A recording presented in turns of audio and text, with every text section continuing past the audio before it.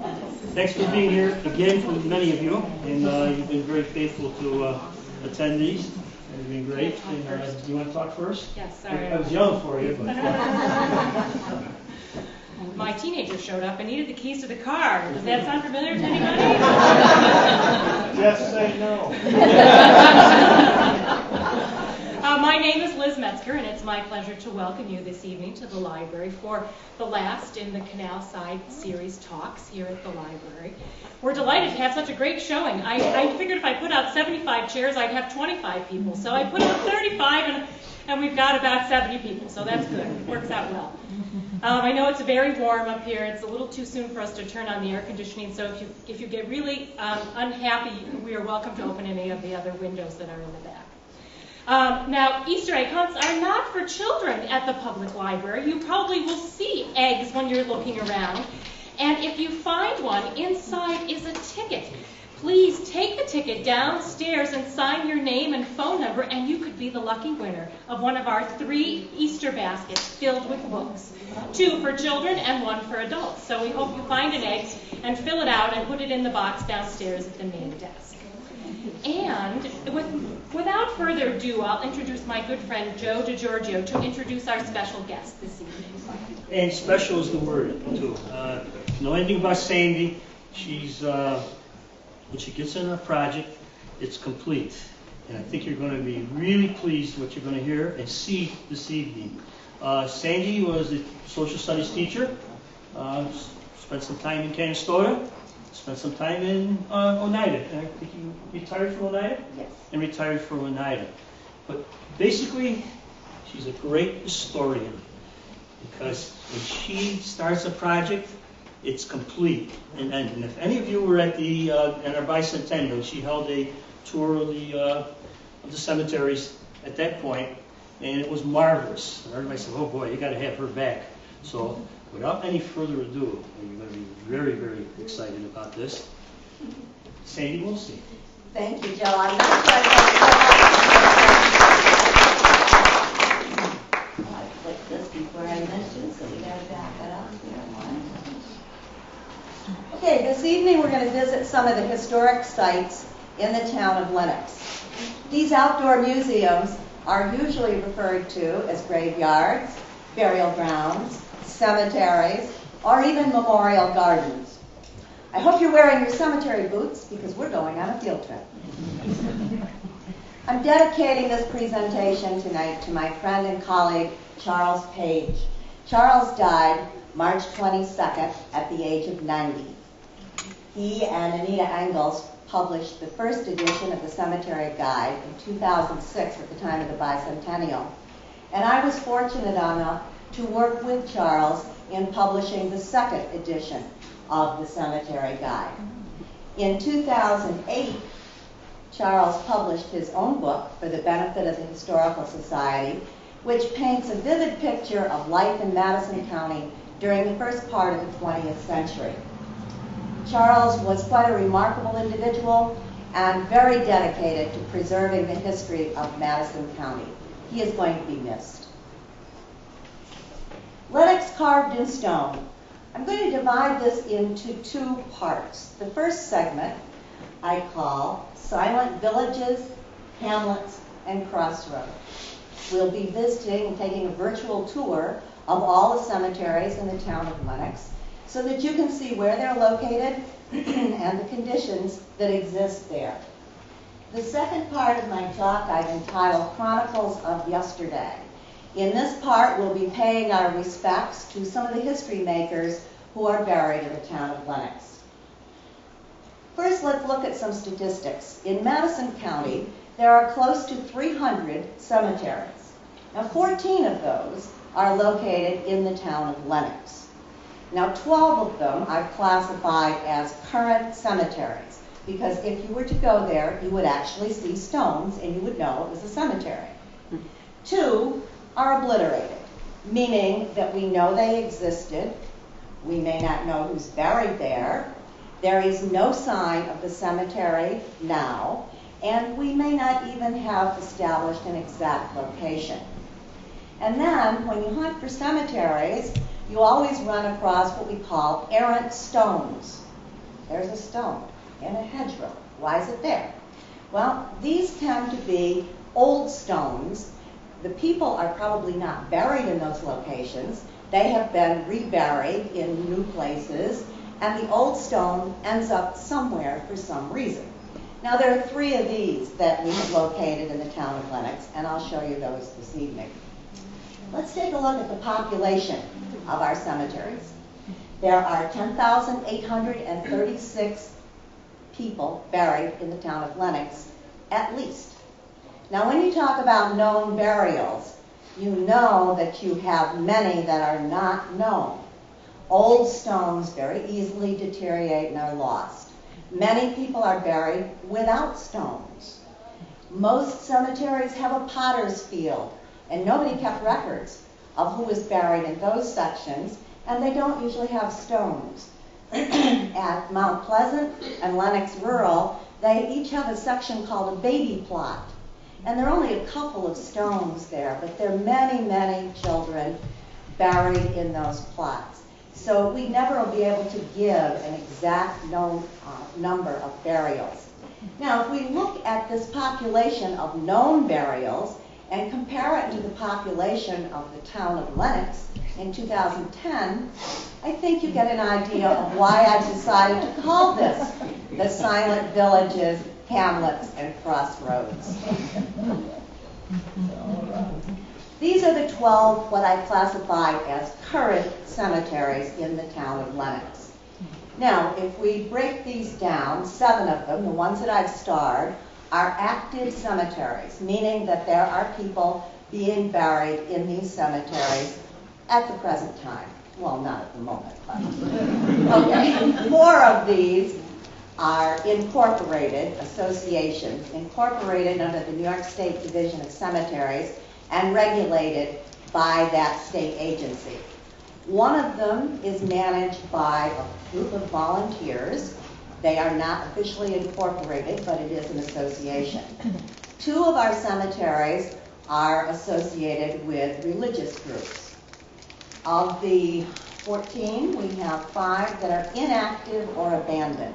That means that there have been no recent burials in these cemeteries.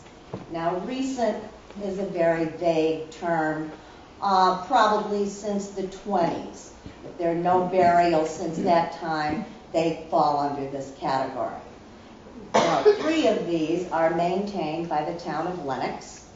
2 of these inactive or abandoned cemeteries are what we call farm cemeteries. They were private farm, put on private land on farms, and these are classified as endangered because they may very well become obliterated within a very few years. Okay, let's take a look at where some of these cemeteries are located. We'll start in the northern part of the town. Up here is the Oneida Lake Cemetery. This is the Root Cemetery. Here's Oneida Valley. This is the Taft Farm Cemetery. This is the Owen Cemetery, Whitelaw Cemetery, Walker's Corners. This is Alice or East Boston. Here is Lenox Rural, Mount Pleasant, St. Agatha's, and Wampsville. Now, if you take a look at this map, you'll see that 7 of these cemeteries are in the northern part of the town. There are 5 in the southern part of the town, and there are none in the middle. And that's not strange. If you know the geology of our area, the Great Swamp extended across the middle of the township for many, many years. And so you're not going to find settlements there. You're not going to find any cemeteries there. In fact, the swamp really cut off communication between the 2 segments of the township for a number of years. If you take a look at Court Street here, it may account for this bend in Court Street that goes out and connects it with Route 13, because even in the early days, you could get around the swamp on that route. Now, if we look at the communities that existed, you can look at the cemeteries and know what some of the early communities and population centers were. For example, north of the Great Swamp, you have the community of Oneida Lake, which is located or was located where Messengers Bay is today. In this area, you have what we call Oneida Valley. Years ago, it was called Wilson Corners. It was also called State Bridge at one time. Whitelaw started out as Ridgeville, and it has quite a large cemetery. Walker's Corners is still Walker's Corners. Probably it incorporated Union Corners as well, which is a little further east. South of the Great Swamp was the settlement of East Boston, and that's where Ellis Cemetery is. Lenox was the original name for Quality Hill, and this is Lenox Rural Cemetery. Canastota has Mount Pleasant and St. Agatha's, and then you have the community of Wampsville. So that shows you where our early farming communities began. We'll begin our tour by going to Lenox Rural. Lenox Rural is the oldest cemetery in the town of Lenox. It was founded in 1798, and the stones in the town of Lenox Cemetery, or this in Lenox Rural, read like a who's who of the pioneers of Madison County. People began coming to Quality Hill in 1792. They were following the great trail that went across the state. Actually, the trail was the trail that connected the Iroquois nations. And in 1789, a man by the name of Wadsworth, who was headed for the Genesee country, he didn't settle here, but he widened this trail so that it was navigable for wagons drawn by ox carts, and that's how most of the settlers got to this area. Now this makes, the 1798 date makes this the second oldest cemetery in Madison County. The oldest one predates it by 2 years. The Earlville Cemetery was founded in 1796. This is the picture of the oldest part of the cemetery, the land that was purchased in 1805. A group of people from Quality Hill got together and they purchased 1/2 acre for $13 from a man by the name of Amos Hill. And it was laid out in 80 plots with an 8-foot wide central aisle and one at right angles. Now, I'm sure you're wondering, if it claims to be founded in 1798, why the land was not purchased till 1805. In an article that I have read, apparently as late as 1930, there were 2 stones still standing at Lenox Rural that predated 1800. Now, my best guess would be that probably those stones were members of Amos Hill's family, and therefore they bought the land from him, and he was one of the early lot owners. As you might expect, the oldest stone and the standing stone in the town of Lenox that I found is in Lenox Rural Cemetery. It's that of Mary Young, and her story is rather interesting. She was the wife of Dr. Thomas Young, who participated in the Boston Tea Party. And after the Tea Party, he felt that life in Boston was not safe for his young family, so he took Mary and his children and moved to Philadelphia, where he practiced medicine. However, he had an untimely death at the age of 45, and Mary was forced to be somewhere, and she moved in with her daughter, Susanna. However, Susanna's husband was killed in 1777 in the Revolutionary War, and she was taken in by her grandson, Thomas Nyes, and his wife. And she came to Quality Hill with them in 1807. And it's said that in December of 1807, her first great-grandchild was born. And she's quoted as saying, "My sweet babe, I shall never hear your prattle." And Mary died in January of 1808. Her stone is behind that of her grandson, Thomas Nyes, and his wife, Nancy. When Lenox Rural reset Mary's stone last summer before the cemetery tour, tucked in next to her stone was a piece of a stone that proved to be her daughter, Sarah Clark, who died in 1812. Now, according to the old records, Sarah's husband was either Walter or Waters Clark, and from all I can find out, he probably went west after she died. This is Mount Pleasant. This is our village. 4,213 people, at least, buried at Mount Pleasant. The Mount Pleasant Cemetery Association was formed in 1869, and they spent $4,500 to purchase 25 acres of land from Joseph Eisman, and that was a sizable sum of money at that time.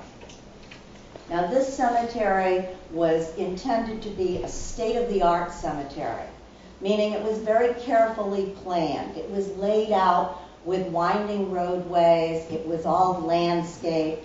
The central area of the cemetery has 8 teardrop-shaped sections, and there are walkways that lead to, or there are steps that lead to central walkways for each of these.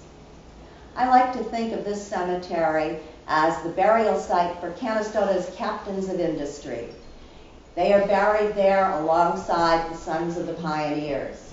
And in addition to having beautiful, tall, massive monuments, these people also gave back to their community very generously, and we should be quite proud of their efforts.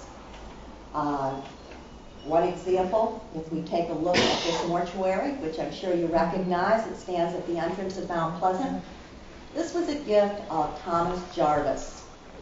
Now, Thomas Jarvis came to Canastota at the age of 15. The story goes that he borrowed a horse and $25 and rode here from Dutchess County. And in 1821, he and Thomas Hitchcock purchased 2/3 of Perkins' land patent. And of course, that was a very wise move because land along the canal and the railroad became very valuable.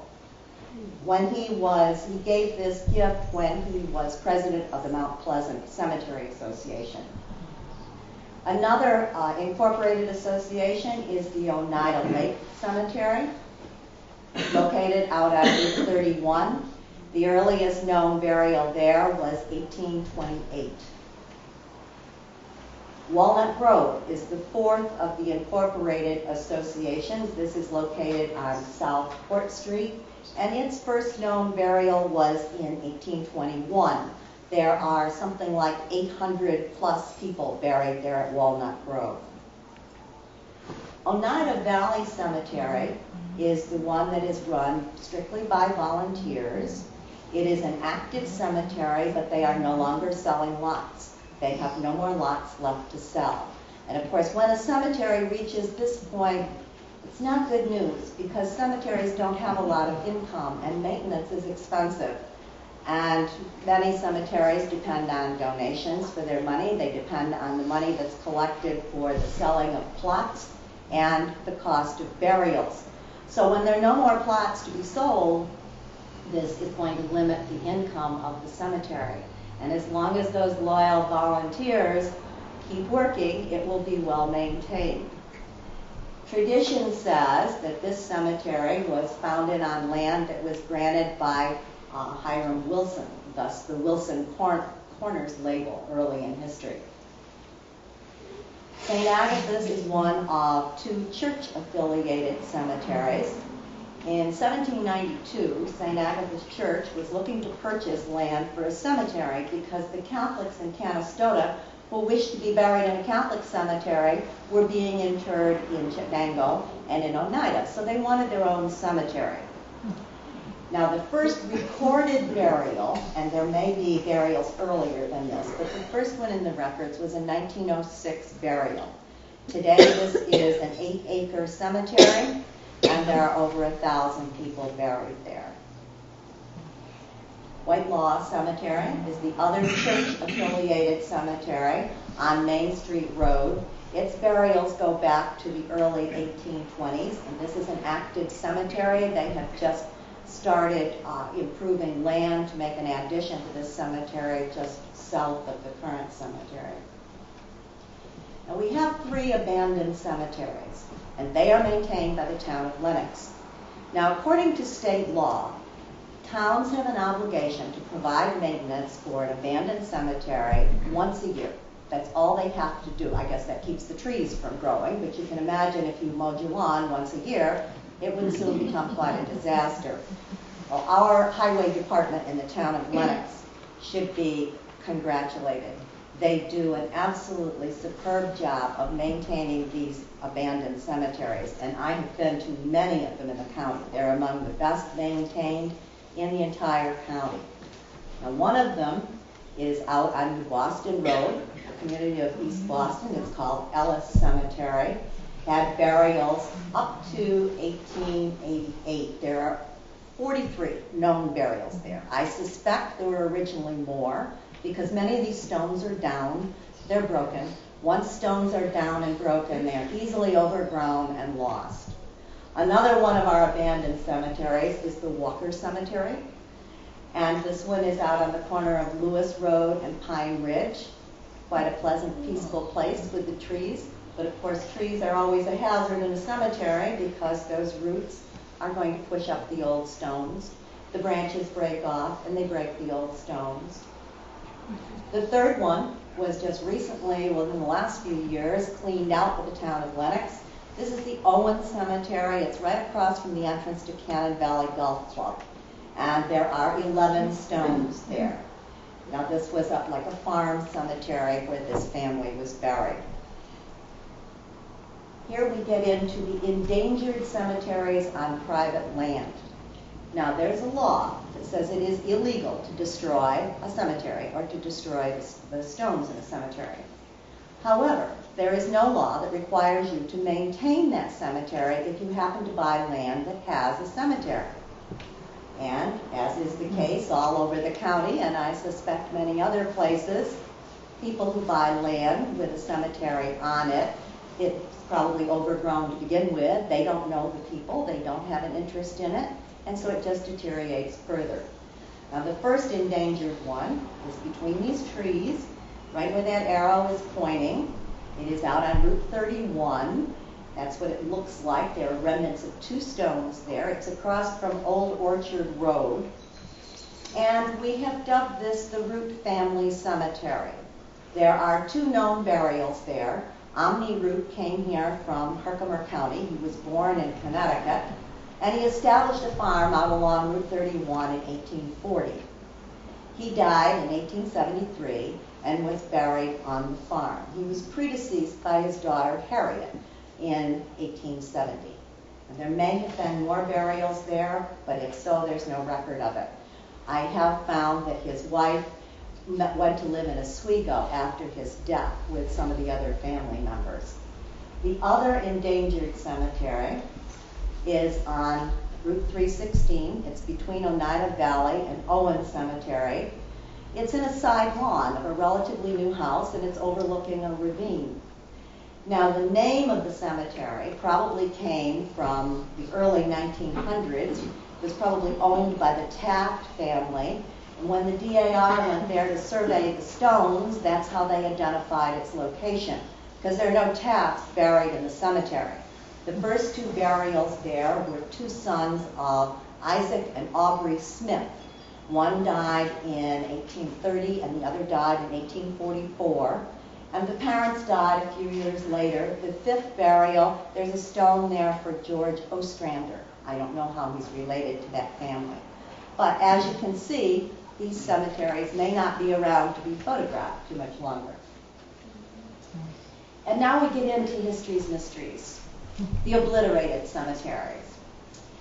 At the time we published the cemetery guide, David Sadler made us aware of the fact that there was a cemetery in Canastota, a very old one, and it was somewhere north of Lewis, east of Maine, west of Canastota Creek, and south of Wilson Ave.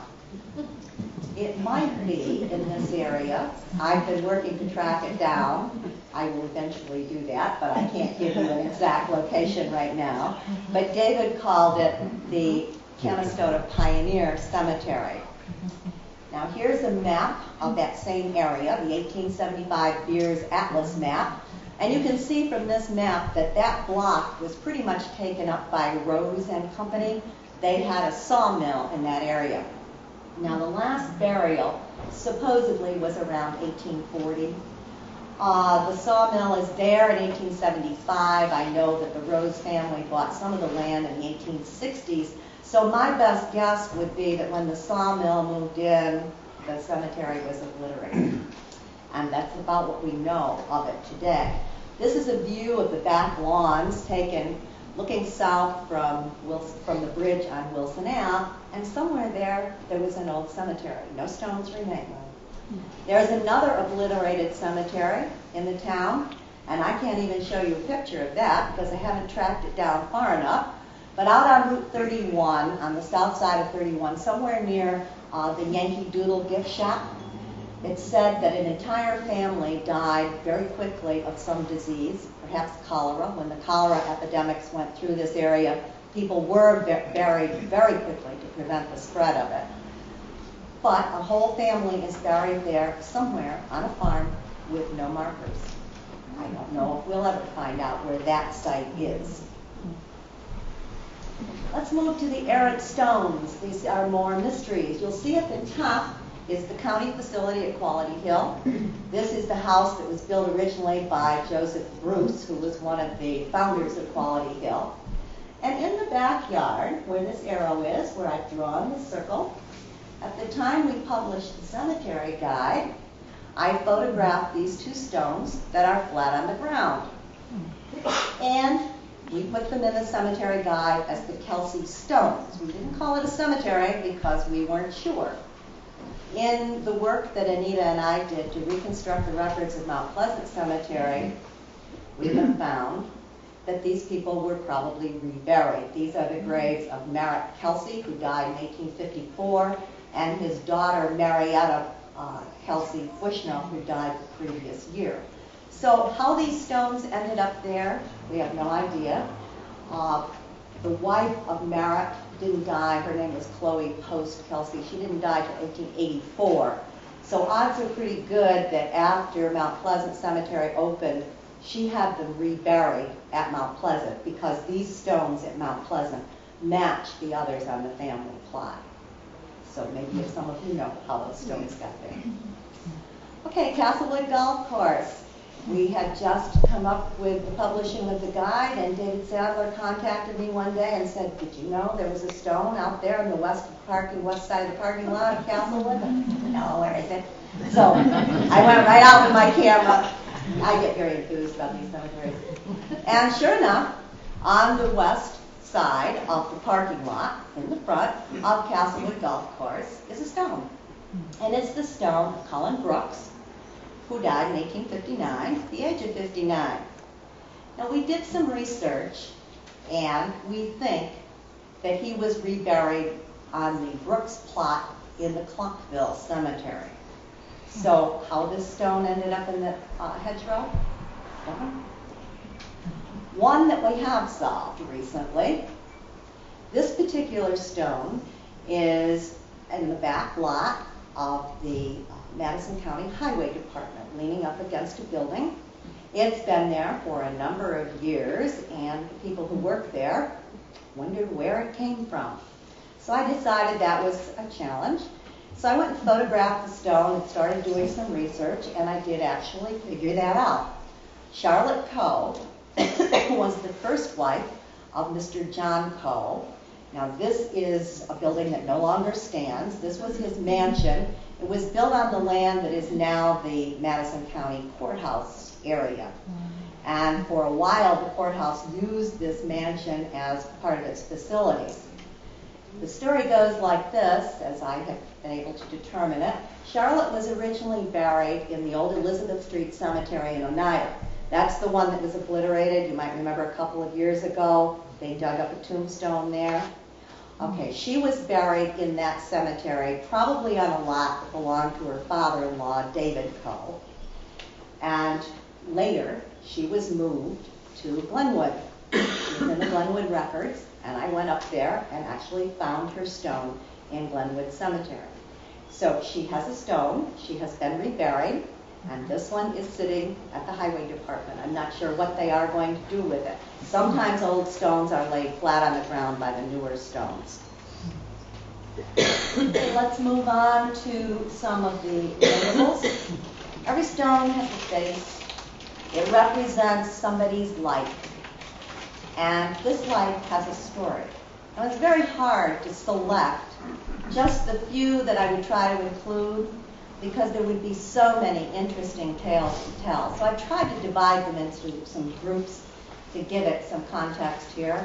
And certainly we need to look at our early pioneers who came to the town of Lenox. Now, in addition to those who settled at Quality Hill, there were many families, Dutch families from the Mohawk Valley and eastern New York who came very early to the town of Lenox. Most of those were buried in the southern part of the town. Now, you probably know that the town of Lincoln was separated from the town of Lenox at the same time that the town of Oneida was separated in 1896. So we are only taking the current town of Lenox, or we would have many, many more cemeteries to include. The majority of the pioneers who came here were from the New England states, particularly Connecticut and Massachusetts. And here's a photograph of the Reverend Ezekiel Chapman, who's buried at Oneida Lake. He was a missionary at the Toland, Connecticut Missionary Society, and he served in the Western Reserve, and he passed through this area en route to his missionary work. And later, he came back to this area to settle, and he was one of the early ministers of the Oneida Lake Church and the Whitelaw Church. In Lenox Rural, you would find the grave of Deacon John Hall from Massachusetts. Actually, there are two Deacon Halls buried there, and they're both John Halls. This one's from Massachusetts, the other one was from Connecticut. Both of them served as the first deacons elected to the Presbyterian Church at Quality Hill in 1809. And if you visit John Hall's gravesite, you'll see very near his is a stone for Lydia Hall, who died in 1810 at the age of 93. Probably that was his mother. This pioneer needs no introduction. This is our own Captain Reuben Perkins. He is buried at Lenox Rural with his wife, and he had 10 children, and many of them are buried there with their families also. In the middle, this is his current headstone, and it's probably a replacement stone because it's made of granite, and typically those were not put in place until after the Civil War. His wife's stone does not match his. At the foot of his grave is his government marker telling you that he served in Captain Shipman's Connecticut Volunteers. He fought at Stony Point, at Plattsburgh, and at Saratoga. When he came to Canastota in 1800, Mrs. Hammond in her history book says that he settled near the Kelsey Farm. And in 1807, he bought the Canastota Reservation, as it's called, 329.5 acres, from an Indian named White Daniel, and paid the Indian $1 per acre. 3 years later, he was required to buy the land from New York State, so he and the Indians went to New York State, and in exchange for a little better than $2,000, he purchased the same land from New York.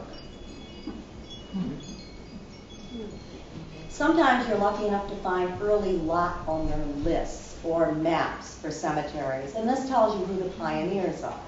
Now, this particular list of lot owners at Lenox Rural was published in the newspaper, and I happened to find it. And you can find many of the family stones still standing there.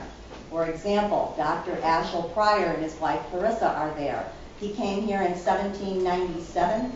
He was a doctor, practiced medicine. The closest doctor to Quality Hill at the time lived in Cazenovia. In 1806, he was instrumental in organizing the Madison County Medical Society. He's buried here with his wife. His daughter Clarissa is also buried there.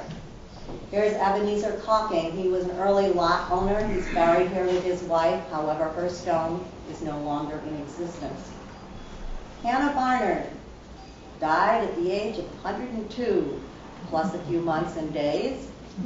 And her stone is inscribed telling us that she was the wife of Revolutionary War veteran Moses Barnard, who fought at Bunker Hill. In all probability, he's not buried here. I suspect she came here with her son, David Barnard, who was an early lot holder. There are several members of the Lodar family buried there. The Phelps family came here very early and were soldiers in the Revolution and in the War of 1812. his daughter, Emily, was buried here in 1801. She was born here, excuse me, and she's buried there also. This is the stone of Rachel Smalley. It's hardly legible. Sylvanus Smalley was the first judge, one of the first judges in Madison County, and he served in the state legislature. Now, he may be buried there too, but there's no record and there's no stone. Now, some of the early lot owners became early lot owners several places. Phineas Cadwell was on that list that we just looked at. However, he came to Quality Hill in 1801. In 1808, he picked up with his wife and their children and his oldest son and his wife, and they became the first pioneers out along Route 31, settling down near, well, I used to say where the old schoolhouse was located, but the old schoolhouse was just moved to the Swamp Conservancy. At any rate, his wife died in 1841, and he buried her there at Oneida Lake, and he moved on. He and his son became pioneers in Wisconsin, and they are buried in Racine, Wisconsin. Here's a picture of Zina Bushnell, who's buried at Oneida Lake. He represents one of 5 branches of the Bushnell families that came and settled along Route 31, turning the woodlands into farms very early. Sure you recognize the house that Terry Blowers owned. Many of you probably toured it. This house was built in 1839 by Jesse Hollister for Herman Ward, although Herman Ward never lived in it. The first mayor of Wampsville, Mr. McConnell, lived in the house. And in the 20th century, there were 4 generations of the Engels family that lived there. These were descendants of James Engels and his wife Nancy Moot, pioneers in 1807 in Wampsville. They're buried at Walnut Grove along with many of their other relatives. Here's the most famous of our Wampsville pioneers. Recently, Walnut Grove put a new stone in place for Maynard. His old stone is in back of the stone. You can see it was not very legible. Supposedly, he was a Revolutionary War soldier, and he is said to have shod George Washington's horses in the American Revolution. He came here perhaps as early as the 1780s, and he opened a blacksmith shop across from the Blowers' home on the opposite corner. In Mount Pleasant, Charles Stroud and his wife Dardana are buried. They came here as children, interestingly enough. The family came in 1816. Charles became very well known. He was involved in public works. He was a very highly respected man in Canastota. He died very suddenly while he and Judge Barlow were visiting a lawyer's office in Syracuse. His wife's story is even more interesting. Dardana's family came here very early on and bought land from the Indians within the present village. And there was an Indian by the name of Han Yost living in the area. He became very fond of the little girl. And to amuse her, he used to make grapevine swings for her. But he was very protective of her. No one else was allowed to swing her for fear she might get hurt. Well, Han Yost went west, or maybe was pushed west, but he returned here at about the age of 100 in around 1830 to see Dardana, and he accepted from her a Christian burial shroud, which he was interred with not too long after that time. So they were pioneer children who came here. We can't go through the people of importance in Canastota or in town of Lenox without talking about the canalers, which isn't really a word, but I have to classify them. Certainly, you recognize Nathan Roberts' mansion. He's buried at Lenox Rural with both of his wives and several of his children. He was appointed as the chief engineer on this section of the canal. And of course, he's most famous for the locks at Lockport. When the Erie Canal was done, he went on to do other public works projects in the state. Another name associated with the canal, Captain Daniel Lewis, who is buried at Mount Pleasant. This is his portrait. This is his first wife's portrait, Lorena. He was also married to Carrie Way. But he was superintendent on the canal, and he was in charge of keeping the canal in running order. Where is it, that button?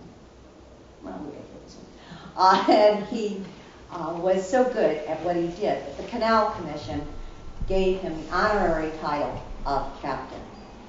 Also connected with the canal, here's the stone of Nahum Fay. In 1826, he purchased the land on which the Canal Museum stands, and he opened a grocery store. This was called Lot 50 of the Spencer allotment, and apparently he lived next door on Lot 51. Reuben Hawley was another merchant who set up a store along Canal Street at the corner of Canal and Peterborough. Abolitionists. There was a great deal of anti-slavery sentiment in the town of Lenox long before the Civil War. And probably they were very much influenced by the fact that Frederick Douglass came here to speak in the early 1830s. And of course, Gerrit Smith was not that far away.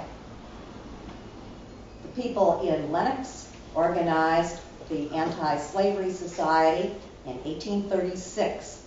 And at the time of the bicentennial, David Sadler was responsible for having this sign installed commemorating the beginning of this organization. As you might expect, these people are buried locally. Edward Lewis was president of that Anti-Slavery Society.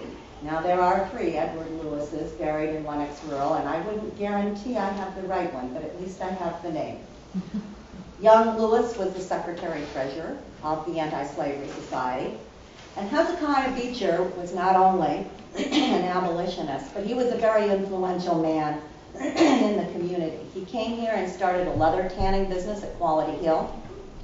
He served as justice of the peace, as coroner, as tax collector. He was even given a license to practice law because of his knowledge and his integrity, even though he had no formal training in law. At Walnut Grove is the grave of John Vanderwerker. He was an abolitionist. At Mount Pleasant, Willard Cotton, who died in 1880. His father is also buried here. His father died in 1824. So probably the father was reinterred here and probably originally buried in the Lost Cemetery in the town of Lincoln. That's another obliterated cemetery, and people can't agree on exactly where it was located. This is the monument of Sylvanus Stroud. He was a brother of Charles. He's buried at Mount Pleasant. And here's William Fisk, also an abolitionist. He's buried at Mount Pleasant. He was also instrumental in purchasing the property and organizing the Cemetery Association. In fact, he gave $500 out of his own pocket as a down payment to purchase the land for Mount Pleasant Cemetery. Now, churches in this era, many of them felt that the topic of slavery was not within the province of religion. They believed it was a political issue, and the higher echelons of these churches did not want the topic discussed in church. Well, many of these local people believed it was a moral issue and not a political issue, and they wanted it discussed in church. So they left their own churches, and they organized the Free Church of Canastota in 1845. Now, you may recognize this building at the bottom right is its current picture, or how it looked in 2006. This is obviously the second church built by the abolitionist group. The first one was burned. It was a wooden structure. It was burned in the 1873 Canastota fires. Because of the famous abolitionists who came here to speak, Samuel May, Frederick Douglass, Beriah Green, because there was the New York State Liberty Party nominating committee meeting there, other anti-slave conventions. At the time of the bicentennial, the Freedom Commission identified this as a historic site for the town of Lenox, representing abolition of slavery.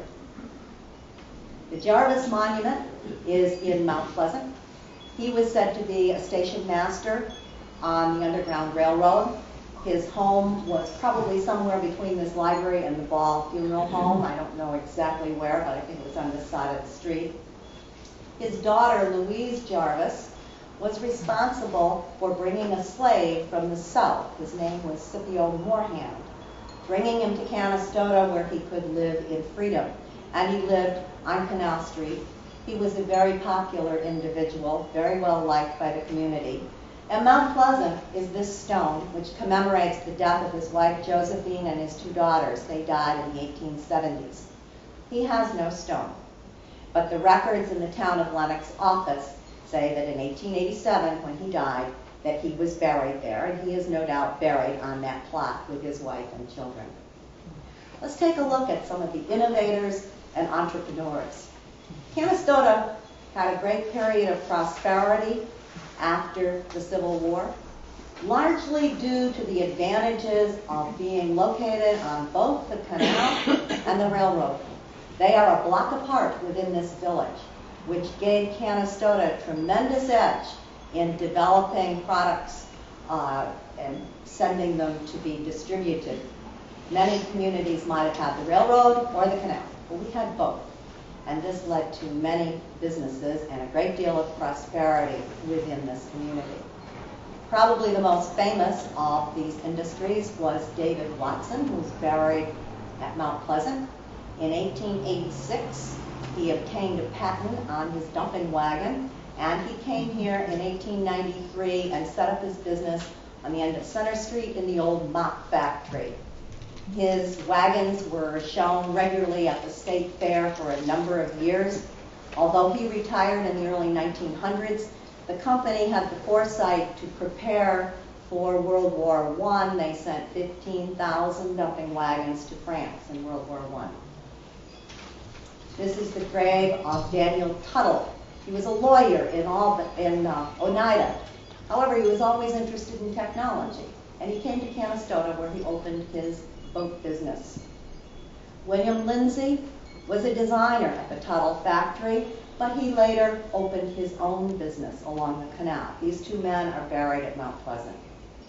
Here's William Patton. William Patton is buried at Mount Pleasant. He invented the wheel rake. I think he'd be in a state of shock now if he could see how many wheels were on the wheel rakes that winnow hay these days. But his invention became very popular. His machine was sold across the country. He even had a showing in London. He was an active member of the fire department, and the Patton Hook and Ladder Company was named after him. I've read that for his 84th birthday, they were going to celebrate his birthday in great style, but he was feeling too ill to come to the firehouse. So they packed up the dinner, they marched to his home, and celebrated on his lawn. Most of you have heard of or remember the Farr department store. Well, the Farr family is buried at Mount Pleasant. They came here by packet boat in 1850 from Schenectady to Canastota, and later on in the 70s, 2 of the sons, Edward and Levi, set up the Farr hardware store, which was here with us for about a century. Other businessmen. At Mount Pleasant, you would find John McMahon burial site. He was a furniture maker over on Center Street. And if you look at the last brick buildings on the south side of the street, you'll see his name up about the corner, second story. Well, furniture makers also had a second career. Usually they made caskets, and they became funeral directors, because caskets in the 1800s tended to be made to order. And therefore, the furniture makers had the tools and the ability, and they made caskets. He became president of the New York State Undertakers Association at one point. Another successful captain of industry was Frederick Hubbard. He opened the canning factory. In the peak season, he produced 1.5 million cans of vegetables and employed 150 people. William Dobson came here from Scotland. He was trained as a blacksmith, and when he came here, he opened a machine shop, I believe on Chapel Street. The great swamp that I mentioned eventually became the muck. Now, there were early efforts to drain the muck. Zebulon Douglas, I guess you haven't seen his stone yet, he obtained some money early on from the state to open the Canasarega Creek to drain into Oneida Lake down there near Lakeport, and for many years it was called Douglas Ditch in his honor. But this was just the beginning and didn't accomplish much as far as draining the swamp. Buried at Mount Pleasant are Clinton and LeGrand Colton. They are grandsons of Reuben Perkins. Also Clark W. and John H. Wilson. They're descendants of Daniel Lewis. They're the ones who owned many, many acres of the muck land and drained it so that it could become farmland. They became the great producers of the muck land and hired many of the Italian immigrants who came here. The first Italian immigrant to purchase his own muck farm was Michael Patarelli, who bought 30 acres of muck, and he is buried at St. Agatha's. Another important person is Frederick Spencer. He was a painter. He was born locally, and he studied with John Trumbull. He painted many, many portraits in Albany, Utica, and New York City. His portraits are worth thousands of dollars, and they hang in some of the most prestigious museums in the country, including our Canal Museum. This is his painting of Polly Denny de Ferrier. She is the Indian princess who married the French nobleman. And this particular painting of his hangs at the Madison County Historical Society. Buried beside him, although he has no marker, is his brother, Charles Spencer. Charles Spencer was a lens maker, and for many years he had a lens-making, glass-making business in Canastota. It was destroyed by the fires in 1873, and he moved to Geneva. And a professor in Geneva has labeled him as one of the great geniuses of the world. His lens company made a lens, a very powerful lens for the Hamilton College telescope. Okay, let's move on to the last category here, those who served. We have many community leaders that could be honored, and here is Milton Delano. You've probably noticed his historic sign out in front of his house that is the home of the American Legion. He is buried at Mount Pleasant, and his grave is the one that has the geranium by it. He was in the state legislature, he was town clerk, very active in the community. His family had come here in the 1820s. We couldn't pass by the Milmo family. They provided us with a hometown newspaper for a century. Patrick Milmo came here in the 1880s. He was born in Quebec, Canada. He took over the Canastota Carol and the Canastota B, and later they were merged. You can see he was very active in the community. I believe he was very reluctant to become active in the community initially, but they convinced him to run for town supervisor. The first time he won by a very narrow margin. The next time he won by a big majority. The third time he ran, he was unopposed. His son, Wheeler Milmo, followed in his footsteps, became his partner, and if you just take a look at the list of things that he did, this is a perfect example of how the people who did well financially in our community gave back to our community. How they ever had enough time to attend all of these meetings, I'll never know. Our cemeteries honor our unsung heroes. We have all kinds of markers in the cemetery to honor our firemen, whether they be flags or symbols. And last, our veterans. There are more than 1,224 veterans buried in the town of Lenox. And in the spring, our flag custodian, Roseanne Gardenier, puts flags that have been purchased by the town of Lenox on all of these graves. So if you know of graves of veterans that don't have flags, contact her. She'd be glad to add them to the list. While there were no bounty lands in Madison County, many Revolutionary War soldiers came here to settle. For example, you can find one in almost every one of our cemeteries. Walter Beecher is buried at Lenox Rural. Conrad Moot is buried at Mount Pleasant. Actually, he was probably first buried at Cotton's because he died in 1843, which was before Mount Pleasant was founded.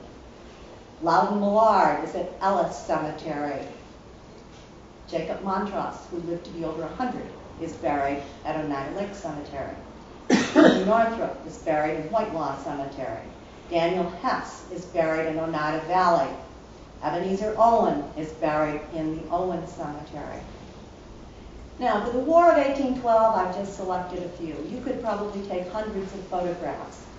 At the time of that war, this was the frontier. The country was very much afraid that the British were going to invade through central New York from Canada, and they wanted everyone trained to fight against this possible invasion. So whether they saw service or not, there are many, many people who could be considered veterans of the War of 1812. Now this is Joseph Lee. He's at Ellis. The Lee and Ellis families were early settlers there in East Boston. Zebulon Douglas was in charge of the, I think it's the 57th Regiment that trained at the Quality Hill Green. Thomas Phelps was a participant. He was Jacob Phelps' brother. He participated in the War of 1812.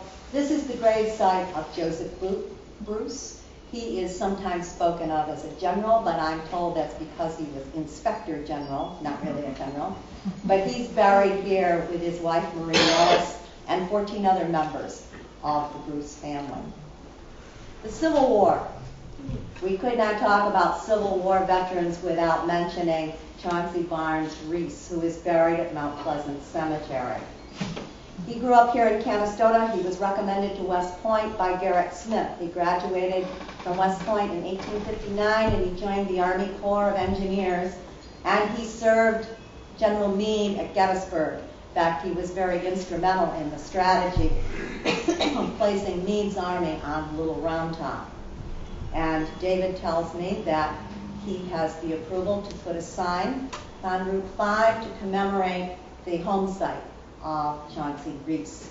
He did not come home from the war. After the war was over, he continued to serve, and he died in New Orleans of yellow fever in 1870. Another commemorative person that we want to mention here is Robert Rowntree. He's in Mount Pleasant. When he came home, he was very instrumental in organizing the GAR. The GAR was the Grand Army of the Republic. It was a veterans organization of Civil War veterans, and they had a post here in Canastota. The GAR was a very politically powerful group. It said that no Republican president was elected to office up until 1900 without the approval of the GAR. Okay, up at the top is what's called the GAR Circle at Lenox Rural. There are, I believe, 16 Civil War veterans buried there. Down at the bottom is one of the last reunions that was held by, organized by the GAR, and probably Robert Rowntree is there among the unnamed faces. Captain Harrison Frank died at Gettysburg, the first day of the battle there. He's buried at Walnut Grove. Besides having a very interesting icon on his stone, I look at the printing here. These are not typos. This is the way the words are capitalized or not capitalized on his stone. Now, whether the stone carver did not study his grammar or whether it was the way the family wanted it, I have no idea, but it is rather interesting, but it's capitalized in strange places. Buried at Mount Pleasant is Hannah Palmer. She was a Civil War nurse. Hannah served as the preceptress of the Peterborough Academy. She taught in Clinton, New York, and she opened her own private boarding and day school here in Canastota before the war along Main Street. She was in contact with Dorothea Dix and managed to become a volunteer nurse. She nursed the 800 from the Wilderness Campaign. And in 1865, she was invited to the White House to attend President Lincoln's reception. Interestingly enough, she was invited to be an honorary member of the GAR. Quite an honor for a woman in that time to be an honorary member of a men's organization. Gatlette Madison Harlow is buried at Lenox Rural. His stone says, served under General R.E. Lee. He is the only Confederate soldier buried in the town of Lenox. And ironically, he married Cordelia Northrup. She was the daughter of abolitionist Rensselaer Northrup. I think it might have been a bit of an awkward moment when she brought him home to meet the family. However, he is buried there behind Rensselaer and his wife, so they must have accepted it. We honor our veterans in many ways, many places.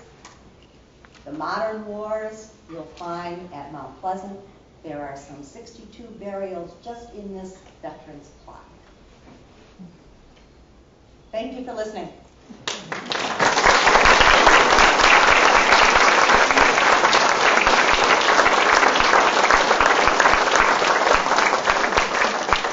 Anybody disappointed? No. I guess not. We'll open up for questions if you like, okay? And entertain questions, anybody? Where's Quality Hill? Quality Hill is on Route 5, west of Canastota.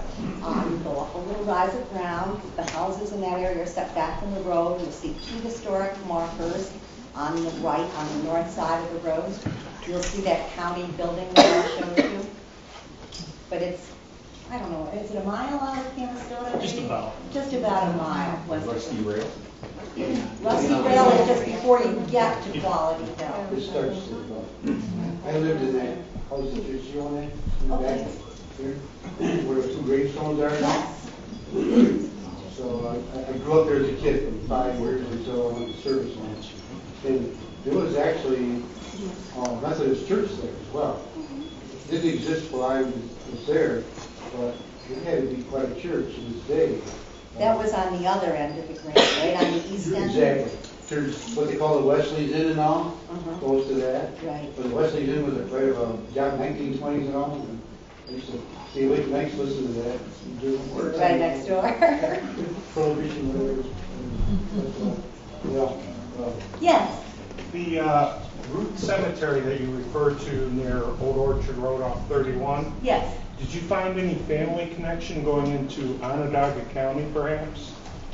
I didn't check into the genealogy. I actually checked back to find out when they came and where they came from. And all I know is that Mrs. Root led to Oswego at some point in the 1870s. The guard post in Syracuse carries the name of Root for Augustus Root, who's interred at Oakwood Cemetery in their soldiers and sailors spot. I didn't know if that may have been some family connection there or not. I think probably. There are a number of Root families buried here and there in Madison County, and I've not done their genealogy. But I would suspect if they ended up in this part of the state together, there's probably some connection. Yes? Have you found anything about the Indian burial ground? We know a little bit about some of the Indian burial grounds.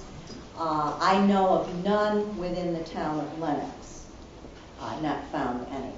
Now, reportedly, there was one in Wampsville, somewhere near the old gravel pit.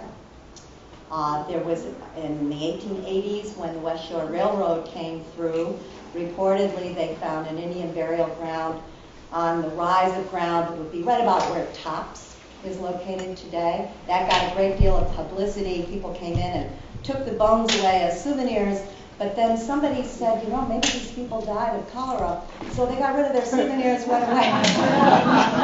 Many of the reports of that cemetery are kind of exaggerated. There are, of course, a number of them in Stockbridge. And I've read of one that we don't know exactly where it is, but in the town of Casablanca, along West Lake Road. Indian cemeteries will probably not get a lot of publicity in our day right now because there are too many treasure hunters out there. It's too dangerous to reveal the exact location. There was an Indian cemetery in Stockbridge. It was owned by the person who dug it up, but he did a whole archaeological dig in the cemetery and sent all the artifacts and the bones off to here and there. And so anyone who knows exactly where these Indian burial grounds are located, probably not going to talk about it. And this information is going to be lost. Because, of course, the Indians did not tend to bury their dead with stones. So you're not going to find the typical thing that we expect.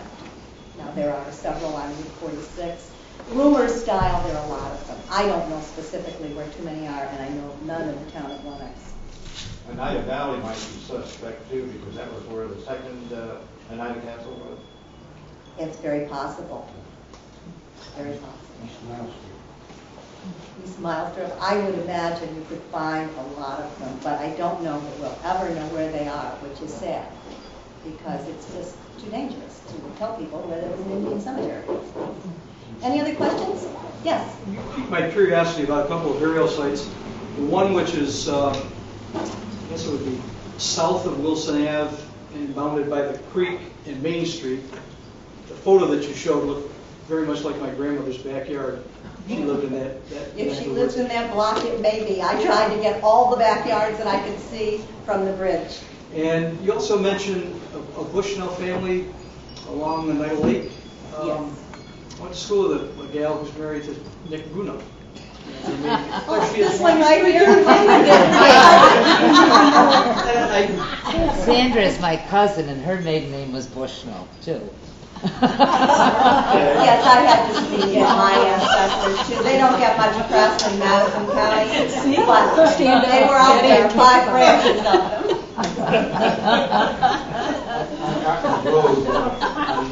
Young farm, grave sites, it's a farm type of cemetery. On Cotton's Road, is that the one that's used to be the Clock Farm? It's on the right. As soon as you turn out of Clockville, you see the first big farm, a horse farm. It's up there farther. If you go Nelson Road and turn left, head back into Clockville, it'll be on your left. It'll be right there on that first farm. And there's grave sites there that are quite distinguished. Okay, those would be in the town of Lincoln.